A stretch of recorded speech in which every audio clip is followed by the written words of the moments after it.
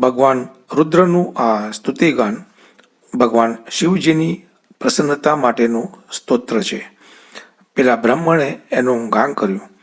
જે મનુષ્ય આ રુદ્રાષ્ટકનો પાઠ શ્રદ્ધા ભક્તિ સાથે કરે છે તેના પર મહાદેવજી રાજી રહે છે. સર્વજ્ઞ સર્વવરદાતા મહાદેવજીએ બ્રાહ્મણનું પ્રેમપૂર્વકનું સ્તવન સાંભળ્યું એટલે ફરી આકાશવાણી થઈ કે વિપ્રવર, તમે વરદાન માગો, હું તમારા પર રાજી થયો છું. એ ભૂદેવ બ્રાહ્મણ બોલ્યા, પ્રભુ તમે તો દીનદયાળુ છો, તમે મારા પર પ્રસન્ન થયા છો તો મને આપની ભક્તિ આપો, પછી મને મારું વરદાન આપો. હે પ્રભુ, તમારી માયાને વશ થઈ આ મૂર્ખ જીવ હર હંમેશ આ ભવાટવીમાં ભટકતો રહે છે. તમે કૃપા સાગર છો. હે ભગવાન, તમે એ જીવ પર ક્રોધ ન કરો. હે દીનદયાળુ, હે શંકર, હવે તમે મારા શિષ્ય પર કૃપા કરો જેથી એની શાપથી મુક્ત થાય. હે કૃપાળુ, હવે તમે એવું કરો જેથી આ મારા શિષ્યનું કલ્યાણ થાય. બ્રાહ્મણની પરોપકારયુક્ત વાણી સાંભળીને આકાશવાણીએ તથાસ્તુ શબ્દનો ઉચ્ચાર કર્યો. આ તમારા શિષ્યે એવું મોટું પાપ કર્યું છે અને તેથી મને એના પર ક્રોધ થયો અને મેં તેને શાપ આપી દીધો. છતાં તમારી સુજ્ઞતા અને સુંદર મધુર વાણીથી હું તેના પર કૃપા અવશ્ય કરીશ. મને ક્ષમાભાવવાળા અને પરોપકાર કરનારા બ્રાહ્મણો બહુ વહાલા લાગે છે. એ લોકો મને રામ જેટલા જ વહાલા લાગે છે. માટે હે ભૂદેવ, મારો શાપ મિથ્યા તો ન થાય અને તે અવશ્ય જન્મ લેતો રહેશે. પરંતુ આ તારા શિષ્યને જન્મ મરણ સમયની વેદનાનું જ્ઞાન રહેશે એટલું જ નહીં, પણ કોઈ જન્મમાં પણ એનું જ્ઞાન લુપ્ત થાય.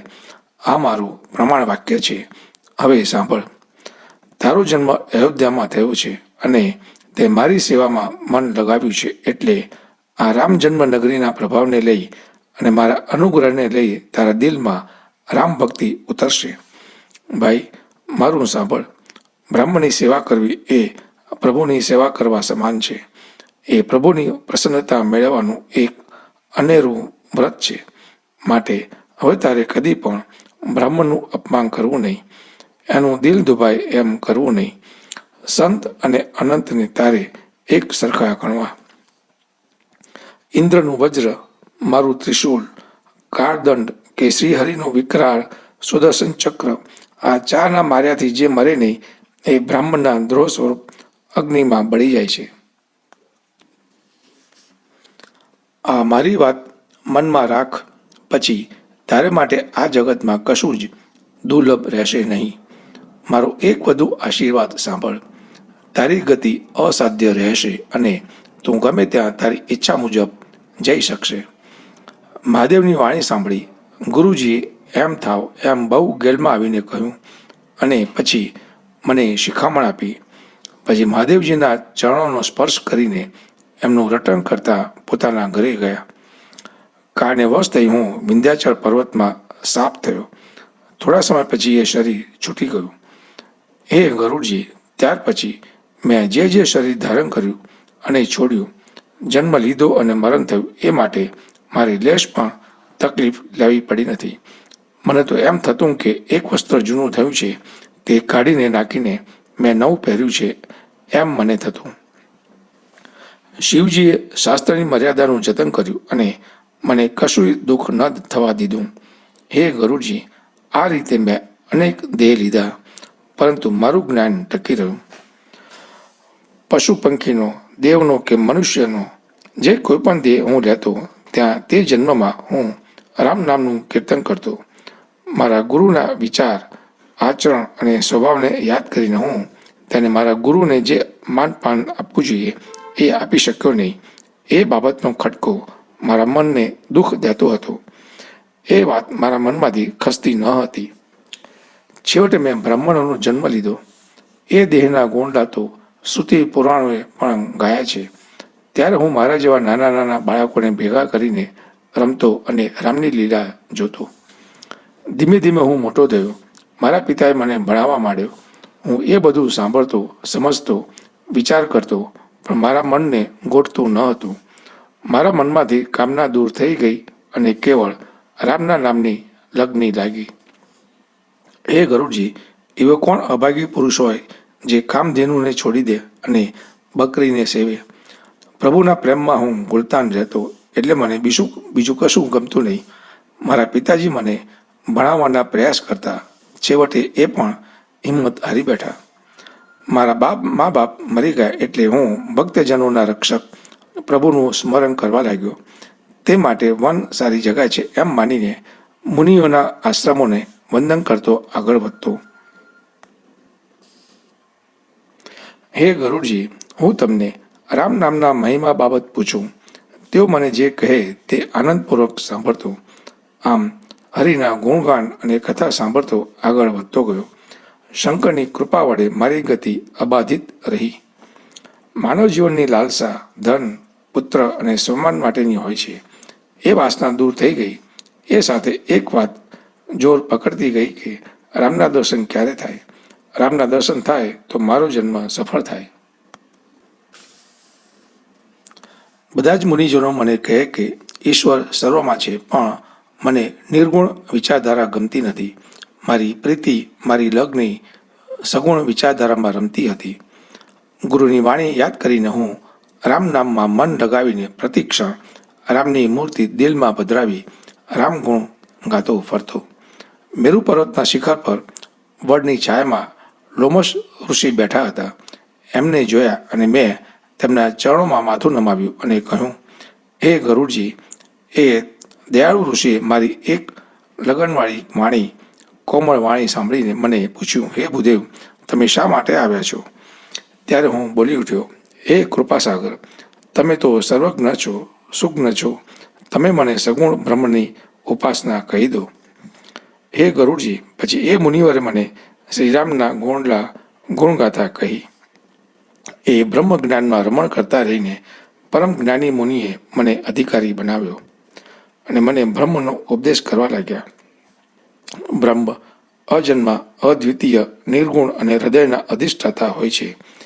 એ દેવ અકળ છે, ઈચ્છા રહિત તેમજ નામ રહિત છે.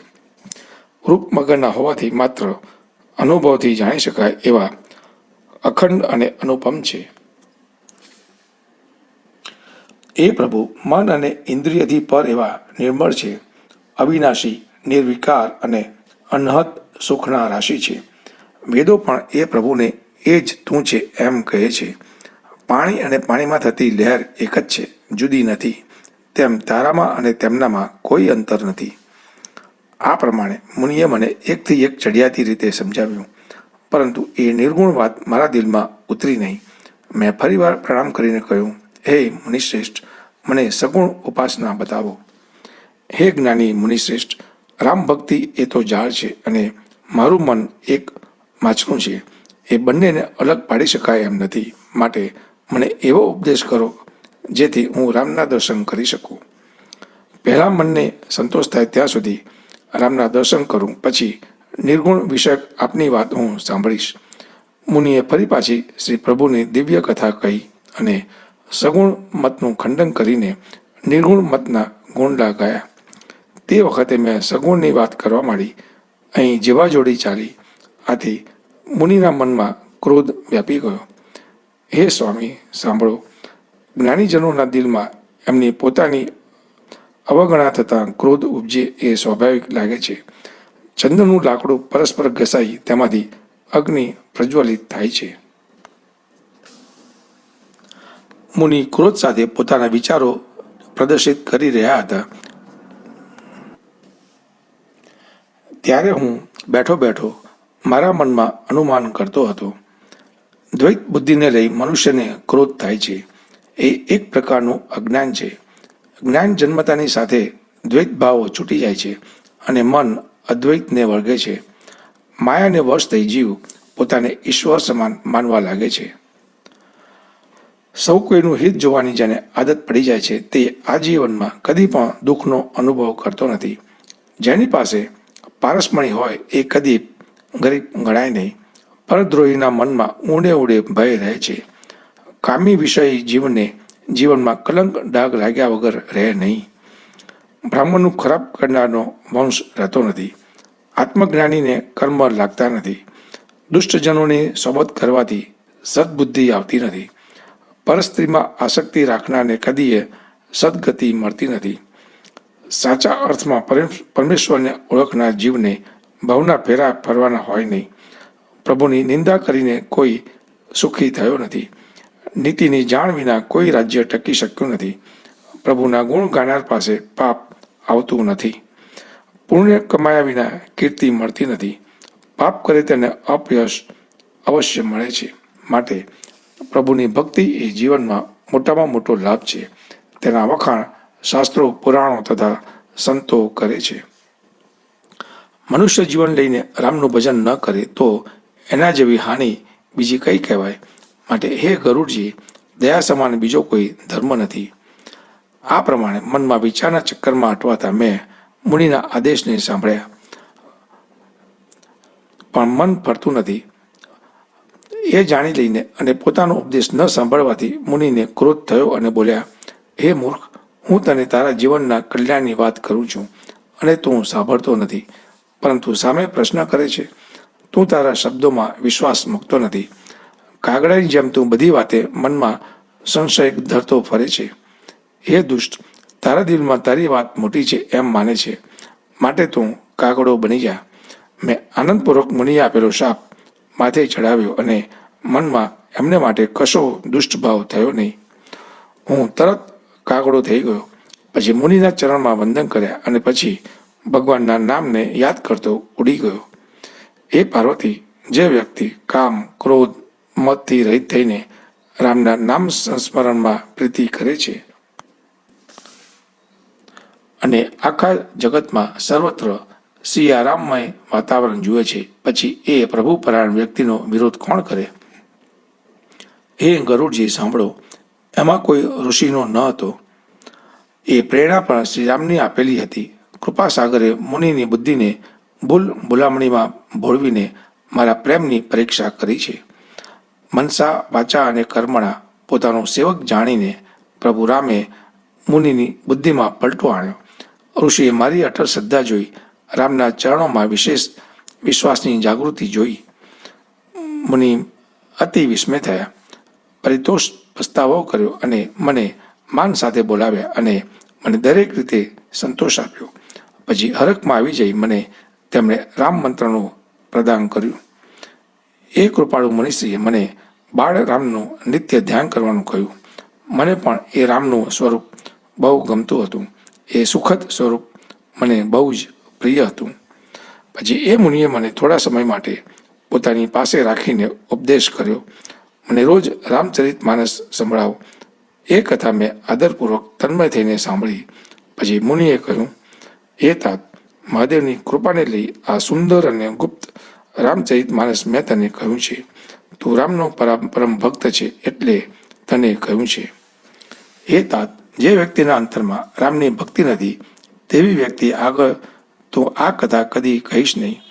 આ પ્રમાણે મને સમજાવીને કહ્યું. ત્યારે મને મુનિશ્રી પરત્વે ગુરુભાવ જાગૃત થયો અને મેં તેમના ચરણોમાં શીશ ઝુકાવ્યું. તેમણે પ્રેમથી મારા માથા પર હાથ લગાડ્યો અને આશીર્વાદ આપ્યા અને કહ્યું, હવે તારા અંતરમાં મારી કૃપાને લઈ અવિરત રામ ભક્તિ જાગૃત રહેશે. તમે સદા રામને વહાલા થશો. સર્વગુણ સંપન્ન, મનોરથ પૂર્ણ કરનારા પ્રભુ રામ તમને ઈચ્છા મૃત્યુનું વરદાન આપો અને અંતરમાં જ્ઞાન તથા વૈરાગ્ય ભરી દો. તમે ભગવાન રામનું સ્મરણ કરતા જે જગાએ વસવાટ કરશો ત્યાંથી ચારે બાજુ 1 યોજનના વિસ્તારમાં અવિદ્યાનો પ્રભાવ કશું કરી શકશે નહીં. તદુપરાંત કાળ કર્મને લઈ ઉદ્ભવતા ગુણ દોષ તથા વ્યક્તિના સ્વભાવને લઈ ઊભા થતા દુઃખો પણ તમને જીવનમાં કદી પણ સ્પર્શી શકશે નહીં.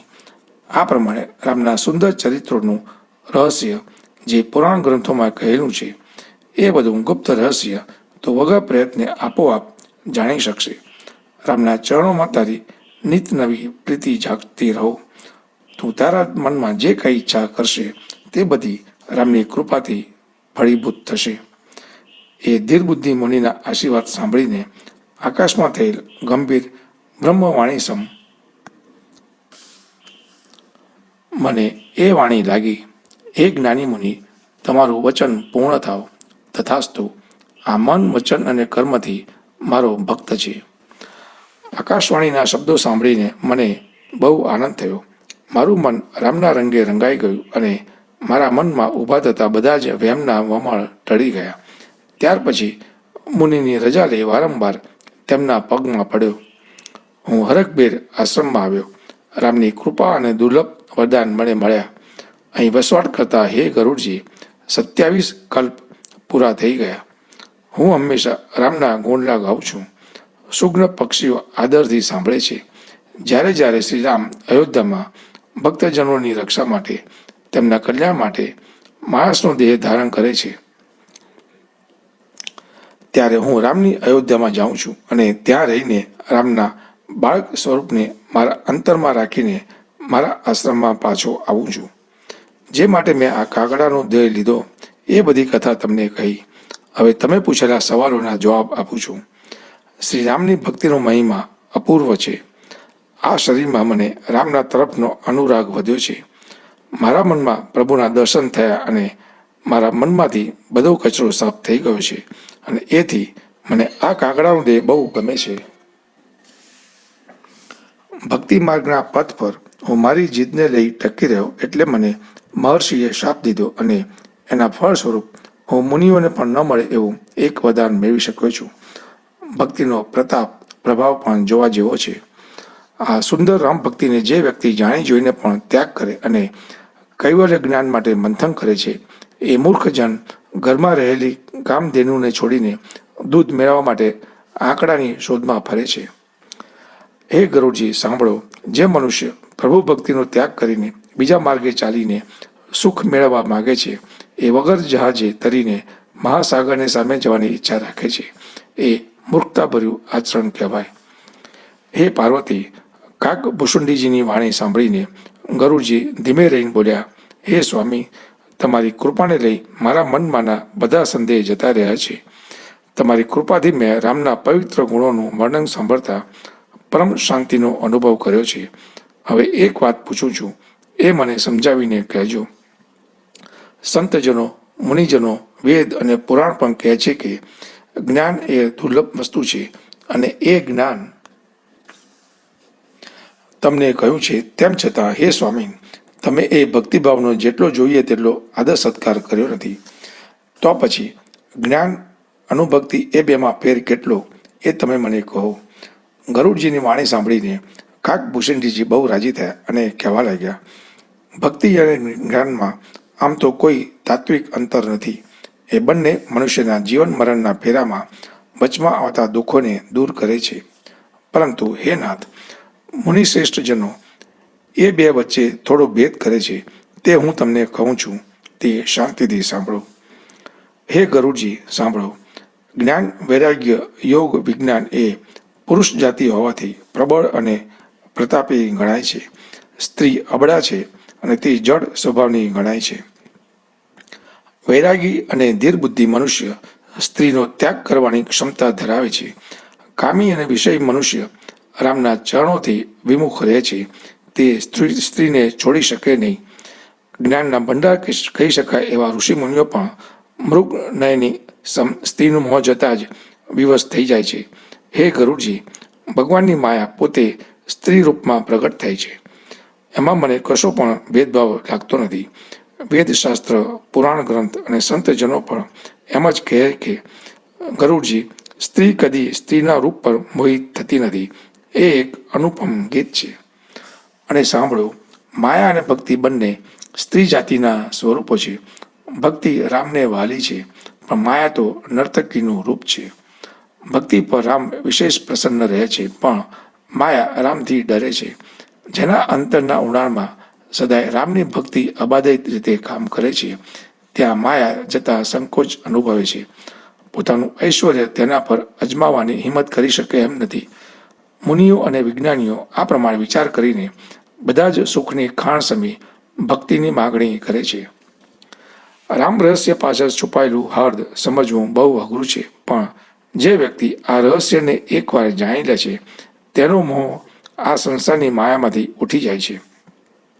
હે ગરુડજી, તમે તો બહુ હોશિયાર છો. જ્ઞાન અને ભક્તિ વચ્ચેના અંતરને લગતો એક બીજો ભેદ છે, તે હું તમને કહું છું, તે સાંભળો. આ કથા વસ્તુ સાંભળવાથી તમને રામના ચરણમાં રહેલ રહસ્ય જણાશે અને તેથી રામ પર તમને અતૂટ પ્રીતિ ઉપજશે. હે તાત, આ વાત કોઈને કહેવાય એવી નથી. એ વાત સમજવાની છે. એ વાતનું હાર્દ પકડાઈ જાય છે તો રામ મળી જાય. ઈશ્વરનો અંશ એટલે જીવ અવિનાશી છે. એ ચેતન, નિર્મળ અને સ્વભાવગત સુખનો રાશિ છે. હે સ્વામી, આ જીવ માયાને આધીન રહીને વર્તે છે. પોપટ અને વાંદરાની માફક એ સ્વયં બંધનમાં જકડાઈ જાય છે.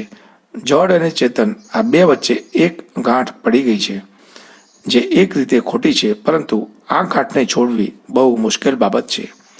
જ્યારથી આ જીવને સંસારની માયા લાગી છે ત્યારથી પેલી ગાંઠ છૂટતી નથી અને તે સુખ મેળવી શકતો નથી.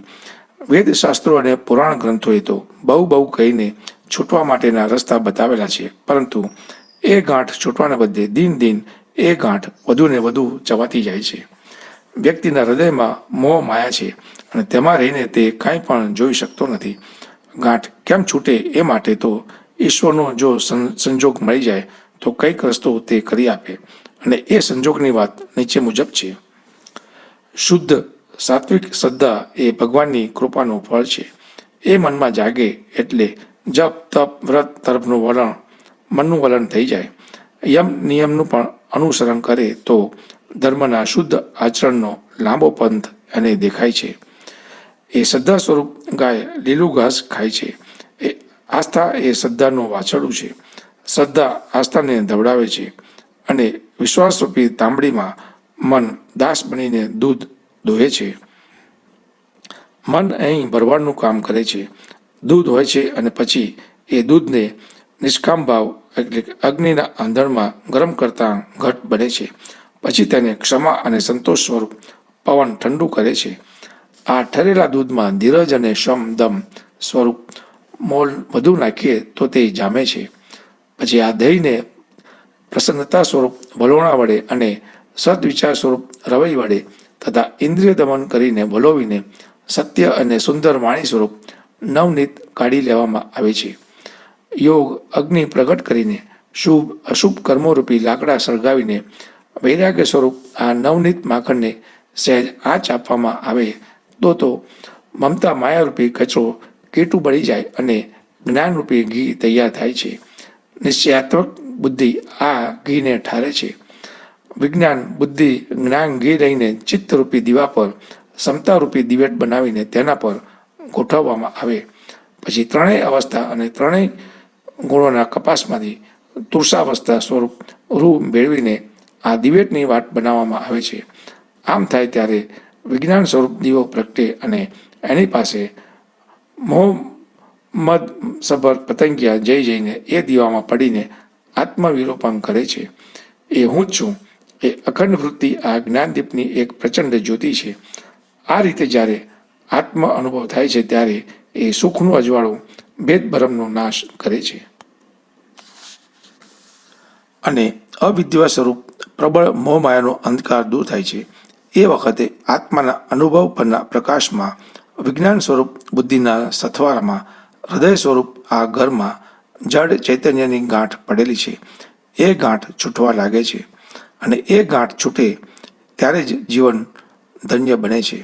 હે ગરુડજી, જેમ જેમ આ ગાંઠ છૂટવા લાગે છે તેમ તેમ માયા તેમાં અંતરાય ઊભા કરે છે. હે ભાઈ, એ વખતે માયા રિદ્ધિ સિદ્ધિને ઉશ્કેરે છે અને બુદ્ધિ લોભના ખાડામાં પડે એવો માર્ગ ચીંધે છે. કળ બળ અને છળ પણ નજીક આવે છે અને એના પાલવની એક જ ઝાપટ લાગે છે એટલે પવન લાગતા દીવો ઓલવાઈ જાય છે. પણ એ જ્ઞાન બુદ્ધિ પોતાનું અહિત જાણી રહીને રિદ્ધિ સિદ્ધિની આ પ્રપંચ ઝાડ પર નજરે ના કરે અને માયાના રચેલા વિધનો બુદ્ધિને જરા પણ આંચ ન પહોંચાડે તો દેવોને ઉપાધિ થાય અને તે અડચણ ખડી કરે છે. આ માનવ દેવમાં રહેલી ઇન્દ્રિયો એ હૃદય સ્વરૂપ ઘરના ઝરૂખા છે. એના ચારેય ઝરૂખામાં દેવો પોતાનું સ્થાન જમાવીને બેઠા છે. હવે વિષયરૂપી પવન જોરથી આવે છે. એ એટલું જોર કરે છે કે ઝરૂખાનું દ્વાર સ્વયં ખુલી જાય છે. આ વિષયોનું વાવાઝોડું હૃદયમાં પેઠું કે તરત જ વિજ્ઞાન દીવો ઓલવાઈ જાય છે. ગાંઠ તો છૂટી નહીં, અંધારું થયું અને બુદ્ધિ વિષયોના વાવાઝોડામાં અટવાઈ જવાથી બધું કરેલું કારવેલું નકામું થઈ જાય છે. શરીરની ઇન્દ્રિયોને અને દેવોને જ્ઞાન ગમતું નથી. તેમનું તો વિષયમાં ડૂબી રહેવું છે. વિષય વાવ બુદ્ધિને બેકાવી મૂકે છે અને ફરીવાર આ બધી પ્રક્રિયા કરીને દીવો કોણ કરે? એટલે આ જીવને સંસારમાં રહીને ક્લેશ થાય છે. હે ગરુડજી, પ્રભુની આ માયા બહુ દુષ્કર છે. એને ઓળંગી જવું બહુ અઘરું છે. વિવેક જ્ઞાન કહેવું અને સમજાવવું એ બહુ અઘરું છે, અને સમજવું ને સાધવું અઘરું છે. છતાં આકસ્મિક સંજોગો ઊભા થતાં વિવેક સાધી શકાય તો ત્યાં પણ વળી પાછા વિઘ્નોના વાવાવંટોળ આડા આવે છે. માટે જ્ઞાન માર્ગ પર ચાલવું તલવાની ધાર પર ચાલવા બરાબર છે. હે ગરુડજી, એના પરથી પડતા વાર લાગતી નથી, અને જે એ માર્ગ પર ટકી રહે છે તે કૈવલ્ય ધામને પામે છે. સંતો, પુરાણો, વેદ અને તંત્ર શાસ્ત્રો એમ કહે છે કે કૈવલ્ય પદ પ્રાપ્ત કરવું બહુ દુર્લભ છે, પરંતુ એ જ મુક્તિ રામને ભજવાથી સ્વયં આવી મળે છે. ગમે તેટલા ઉપાય કરો પણ પાણી જમીનના આધાર વગર રહી શકતું નથી. એ જ પ્રમાણે હરિની ભક્તિ વગર મોક્ષનું સુખ ટકી રહેતું નથી. આ પ્રમાણે વિચાર કરીને સુગ્ન હરિના ભક્તિજનો મુક્તિ મોક્ષની અવગણના કરે છે અને ભક્તિ તરફ ખેંચાય છે. ભક્તિનો આશ્રય કરવાથી કોઈપણ જાતના પ્રયાસ વગર સંસારનું મૂળ એવી અવિદ્યા નષ્ટ થાય છે. તૃપ્તિ માટે ભોજન લેવામાં આવે છે અને જઠરાગ્નિ એ અન્નને પચાવે છે. આવો જ સરળ અને સુખદાયી માર્ગ હરિભક્તિનો છે, એ કોણ છોડે? હે ગરુડજી, સેવક સેવ્ય ભાવ વગર ભવસાગર તરી શકાય એમ નથી. આ વાત ધ્યાનમાં રાખીને રામના ચરણ કમળનું તું સેવન કર.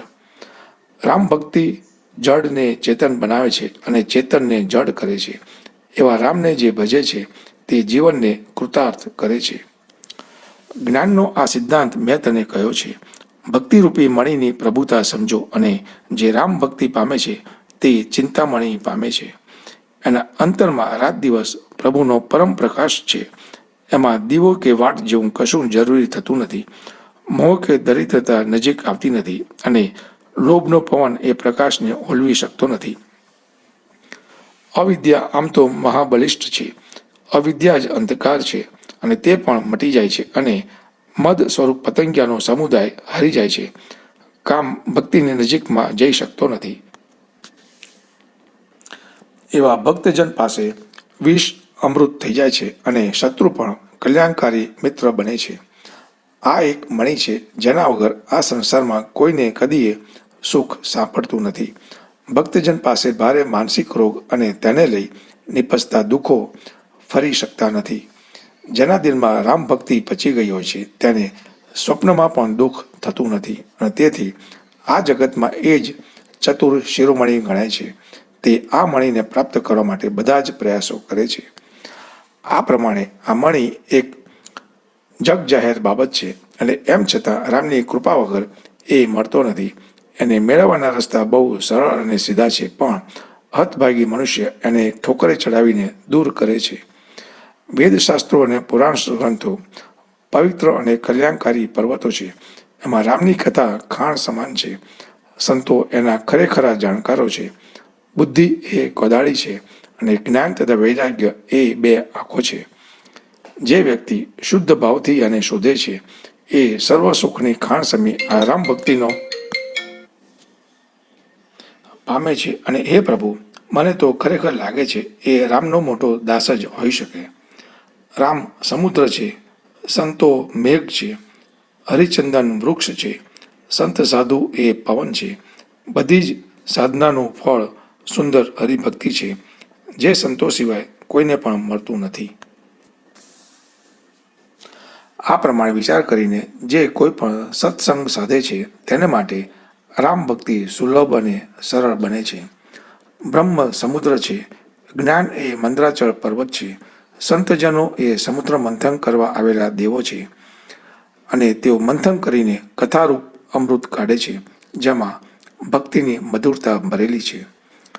વૈરાગ્ય ઢાલ અને જ્ઞાનરૂપ તલવારની સહાયથી મદ, લોભ આદિ શત્રુઓ પર હુમલો કરીને તેમને ખાળી શકાય છે, અને વિજય એ જ હરિભક્તિ છે. માટે ગરુડજી, જરા વિચાર કરો. પછી ગરુડજી કહે છે, હે કૃપાળુ, જો તમને મારા પર ખરેખર પ્રેમભાવ ઉપજ્યો હોય તો મને તમારો દાસ માનીને મારા 7 પ્રશ્નોના ઉત્તર આપજો.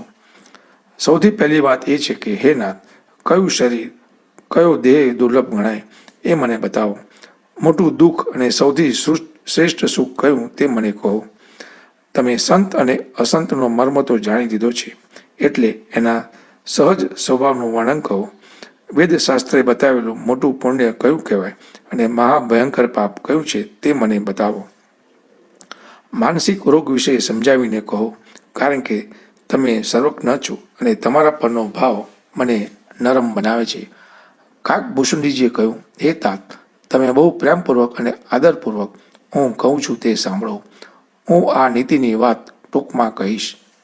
સાંભળો, માનવ દેહ જેવો કોઈ દેહ નથી, એટલે બધા જ જડ ચેતન જીવો માનવ દેહ મેળવવાની આકાંક્ષા રાખે છે. સ્વર્ગ, નરક અને મોક્ષની નિસરણી છે.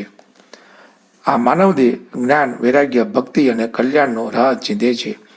આ દેહ લઈને જે મનુષ્ય પ્રભુને ભૂલી જાય, પ્રભુ સ્મરણ ન કરે અને વિષય સુખમાં ડૂબેલો રહેવા લાગે, તો એ પારસમણી જેવો દેહ મળ્યો છે તે ફેંકી દઈને કાચના ટુકડી લઈ લે છે. દરિદ્રતા જેવું એ એકે દુઃખ નથી. સંતજનનો મેળાપ એ જગતનું અનુપમ સુખ છે. હે ગરુડજી, મન, વચન અને કર્મથી આ સંસારમાં રહીને પરોપકાર કરતા રહેવું એ સંત સાધુનો સહજ સ્વભાવ છે. પારકાનું દુઃખ દૂર કરવા માટે સંત સાધુઓ સ્વયં દુઃખ સહન કરે છે. અભાગી સંતો બીજાને દુઃખ દે છે અને તે માટે તકલીફ પણ ભોગવે છે. કૃપાળુ સંત સાધુઓ ભોજ વૃક્ષ જેવા હોય છે. તેઓ બીજાઓનું હિત કરવા માટે પોતે દુઃખ સહન કરે છે. વૃક્ષની છાલ, પાન, ફળફૂલ, મૂળ અને લાકડું બધી જ વસ્તુઓ ઉપયોગમાં આવે છે. દુષ્ટ માણસ શણની જેમ બીજાને બાંધવા માટે પોતાની છાલ ઉતરાવી દુઃખ વેઠીને મરે છે. સ્વાર્થ ન હોવા છતાં નીચ વ્યક્તિ સાપ અને ઉંદરની જેમ બીજા ઉપર અપકાર કરે છે. બરફના કરા પડવાને લઈ જેમ પાક નાશ પામે છે અને પછી બરફ પોતે પણ નાશ પામે છે, તેમ પારકાનો 100% નાશ કરીને દુષ્ટ માણસ પોતાનો નાશ પણ કરે છે. આ જગતમાં કેતુ નામનો એક ગ્રહ બહુ જાણીતો છે. તેમ દુષ્ટ મનુષ્યનો ઉદય પણ જગતને દુઃખ આપવા માટે જ થાય છે. સંતજનનો ઉદય સૂર્ય અને ચંદ્રની માફક આ સમગ્ર વિશ્વને સતત સુખ આપનારો છે. અહિંસા એ વેદકાળથી લઈ આજ સુધી પરમ સુંદર નૈસર્ગિક ધર્મ માનવામાં આવે છે. પરનિંદા જેવું એકેય પાપ નથી. મહાદેવ અને ગુરુજીની નિંદા કરનાર દેડકો થાય છે અને અનેક જન્મ સુધી એ દેડકાનું શરીર મેળવે છે.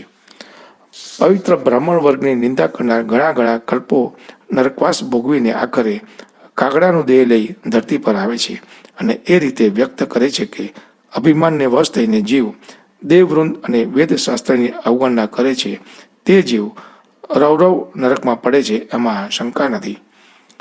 સંતજનોની નિંદા કરનાર ઘુવડ થાય છે. એને રાત્રિ ગમે છે, જેમાં જ્ઞાન સ્વરૂપ સૂર્ય આથમી ગયો હોય છે, અને જે હર હંમેશ સર્વ કોઈની નિંદા કરવામાં મશગુલ હોય તે ચામાચીડિયું બને છે. હે ગરુડજી, હવે હું તમને કેટલાક માનસ રોગની વાત કરું છું, જેને લઈ માનવ દુઃખ ભોગવે છે.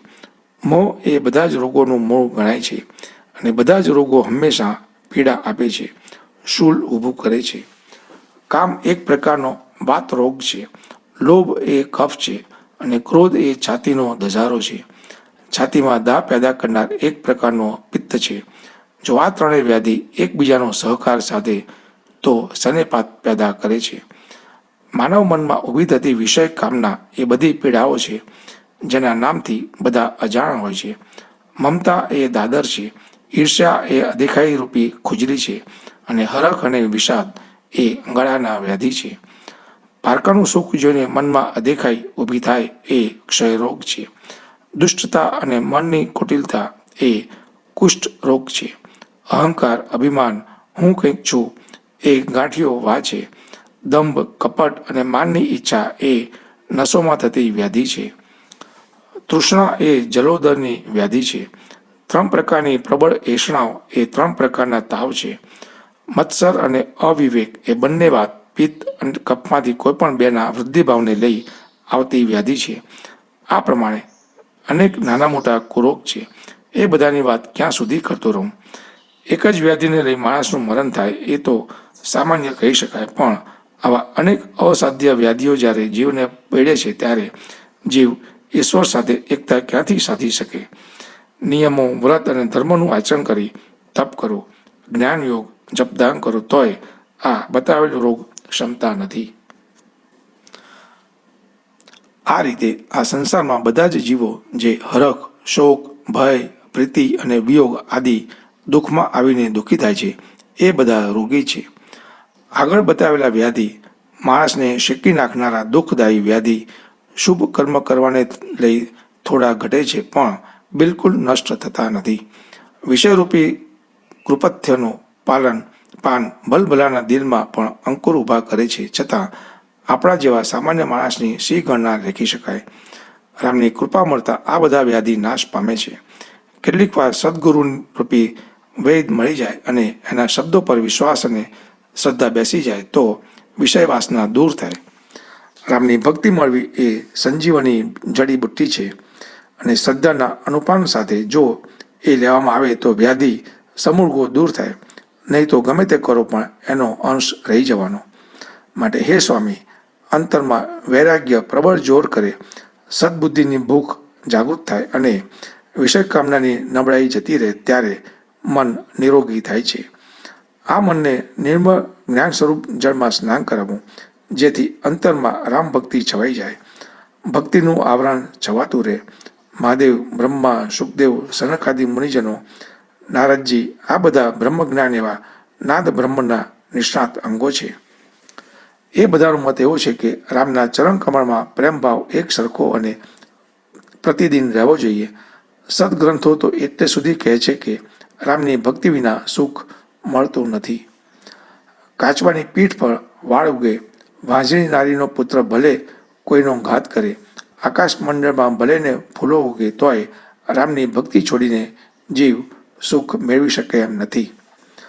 ઝાંઝવાના જળ તૃષા छिપાવે, સસલાને માથે ભલે શિંગડા ઉગે, અંધકાર ભલે ને સૂર્યને નસાડી મૂકે, પણ રામથી દૂર રહીને જીવ સુખ પામી શકતો નથી. બરફ ભલે ને અગ્નિ આપવા લાગે, પરંતુ રામથી વિમુખ થઈને કોઈ પણ સુખ પામી શક્યું નથી. પાણીને વલોવીને ભલે ને તેમાંથી ઘી મેળવે અને રેતીમાંથી તેલ કાઢે, પણ હરિના ભજન વગર આ ભવસાગર તરી ન શકાય. આ એક અટલ સિદ્ધાંત છે.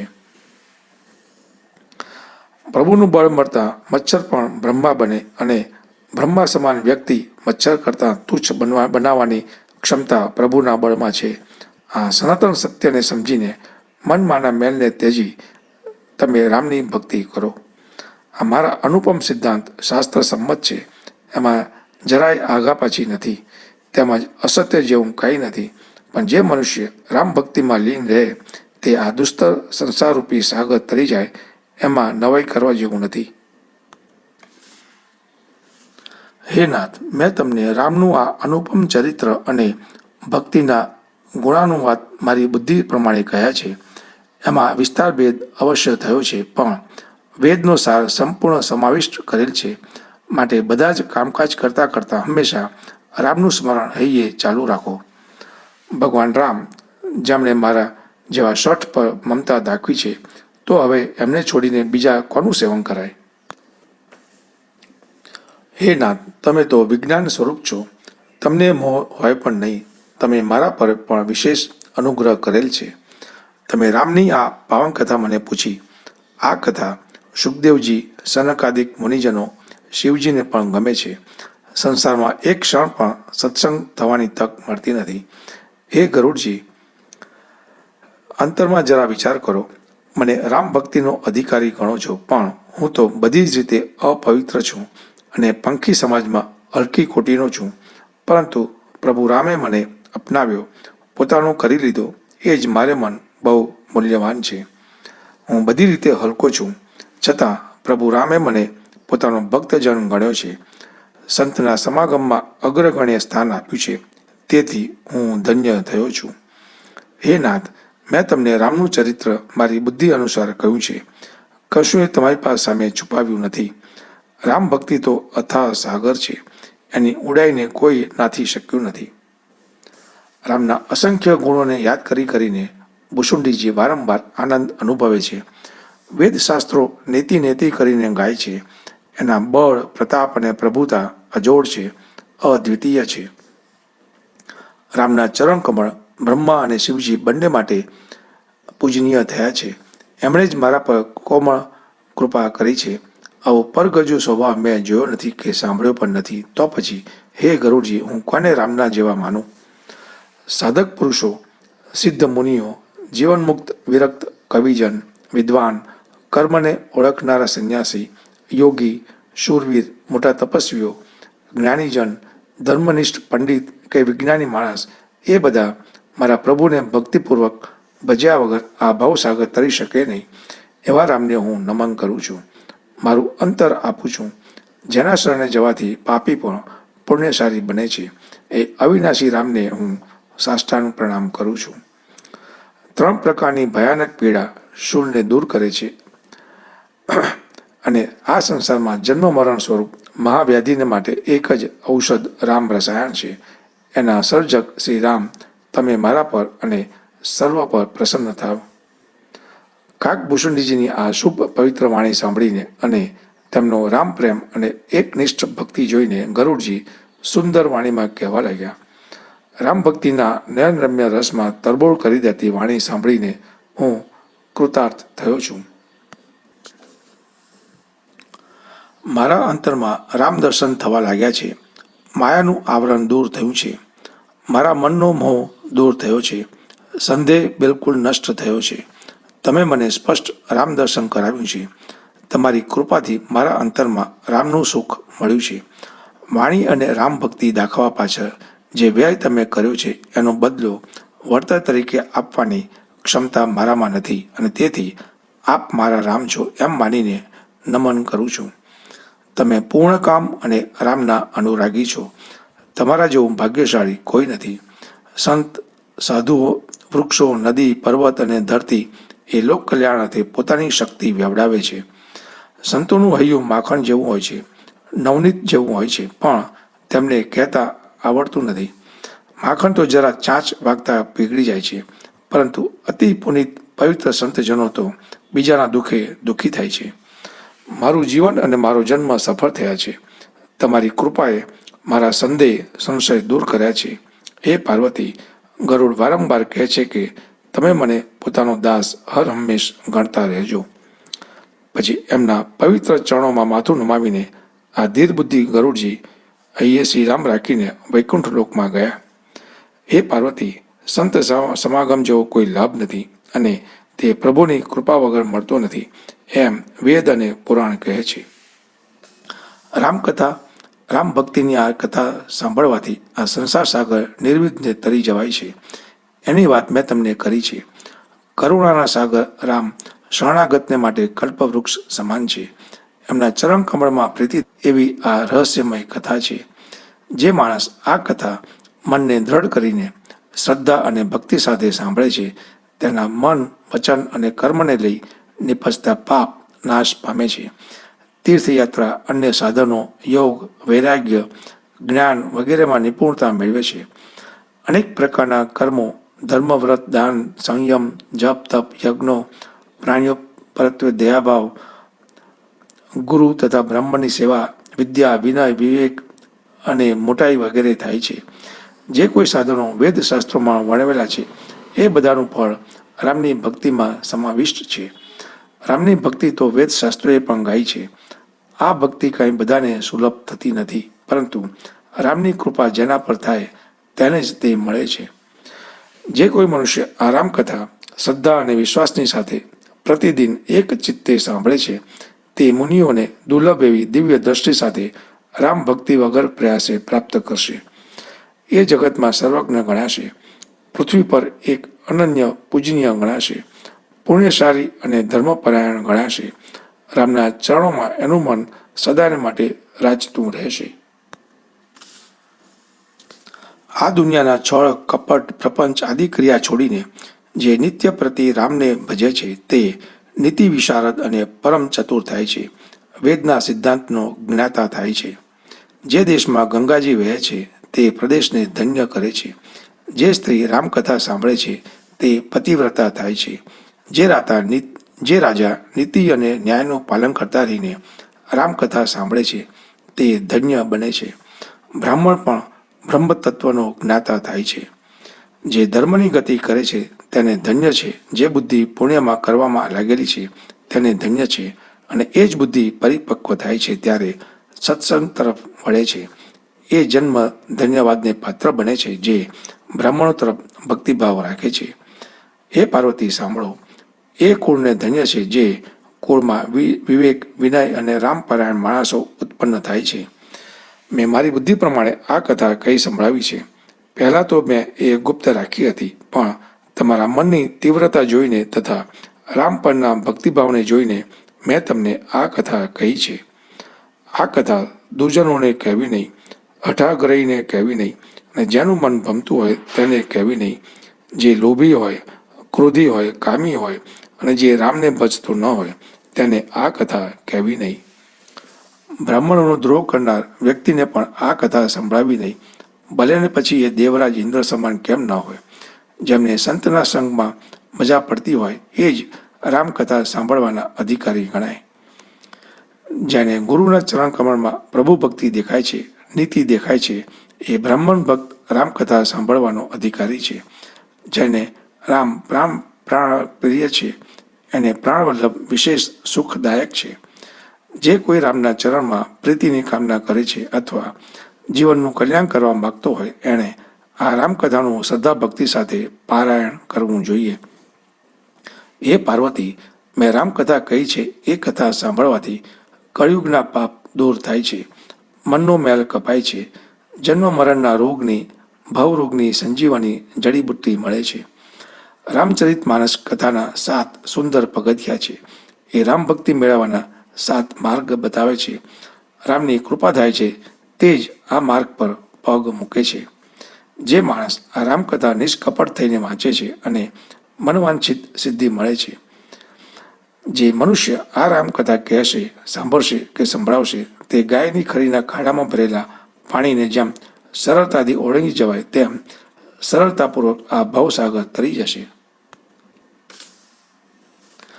યાજ્ઞવલ્ક્યજી કહે છે કે આ આખી રામકથા સાંભળી પાર્વતીના હૈયાને અપૂર્વ શાંતિ વળી અને બોલ્યા, હે નાથ, તમારી કૃપાને લઈ મારા મનનો મેલ દૂર થયો છે. શ્રી રામના દર્શનની મને ઝાંખી થાય છે. હે વિશ્વનાથ, તમારી કૃપાથી હું ધન્ય થઈ છું. મારા મનમાં રામ ભક્તિ દ્રઢ થઈ છે અને મારા મનનો ક્લેશ દૂર થયો છે. શિવ પાર્વતીનો આ જગત કલ્યાણકર સંવાદ સુખપ્રદ છે અને વિષાદને દૂર કરે છે, ભવબંધનને તોડે છે, સંશય નષ્ટ કરે છે, ભક્તજનોને આનંદ આપે છે અને સંતજનોમાં પ્રિય દર્શનની ઝાંખી કરાવે છે. જગતમાં જે રામના ઉપાસકો છે એના જેવું રૂડું બીજું શું હોઈ શકે. શ્રી રામ કૃપાથી આ સુંદર અને પવિત્ર કથા મેં મારી બુદ્ધિ પ્રમાણે ગાઈ છે. આ કળિયુગમાં યોગ, યજ્ઞ, જપ, વ્રત, પૂજા જેવું બીજું કોઈ સાધન નથી. માટે રામનું નિત્ય સ્મરણ કરવું, રામના ગુણગાન ગાવા અને રામના ગુણલા ગાવા. પતિતોને પાવન કરવાની જેને ટેક રાખી છે એવા કવિજનો વેદશાસ્ત્ર, પુરાણ ગ્રંથ અને સંતજનો રામકથા ગાય છે. માટે હે મન, તું નિષ્દિન રામનું ભજન કર. રામને ભજતા સદગતિ ન મળી હોય એવું કોણ છે? હે મન સાંભળ, પર્વત પાવન રામને ભજીને કોણે સદગતિ મેળવી નથી? ગણિકા, અજામિલ, વ્યાધ, ગીધ, હાથી વગેરે મહાદુષ્ટોને રામે તાર્યા છે. આભીર, પવન, કિરાત, ખસ, ચાંડાલ વગેરે મહાપાપીઓ પણ એકવાર નામ લે છે અને પવિત્ર થાય છે. એ પ્રભુને હું વંદન કરું છું. જે મનુષ્ય રઘુવંશના ભૂષણ પ્રભુ રામનું આ ચરિત્ર કહેશે, સાંભળશે અથવા ગાશે તે કળિયુગના સંસર્ગ દોષને લઈ આવેલા મનના મેલ ધોઈ વગર પરિશ્રમે રામના પરમધામમાં જશે. જે માણસ રામચરિત માનસની 5-7 સુંદર ચોપાઈ અંતરમાં લે છે.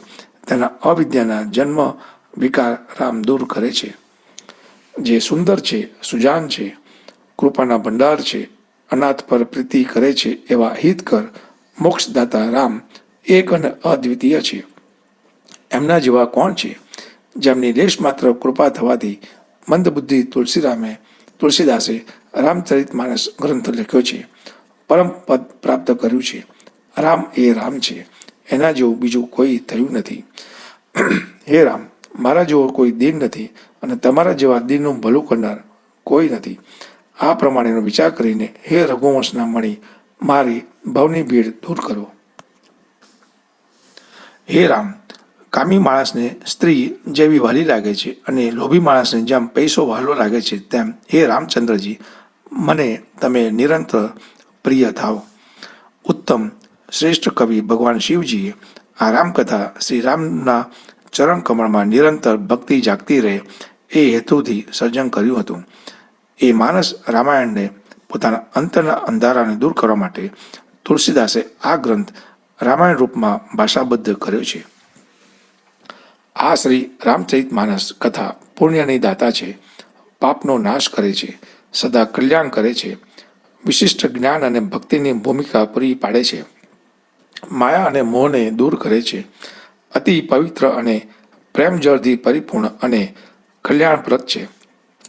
જે માણસ આ રામચરિતના માનસરોવરમાં શ્રદ્ધા ભક્તિ સાથે રોજ ડૂબકી મારે છે, તે માણસને આ ભવસાગર સ્વરૂપ સૂર્યના પ્રચંડ કિરણો જરા પણ દજાડી શકતા નથી. સપ્તમ સોપાન સમાપ્ત. ઉત્તરકાંડ સમાપ્ત.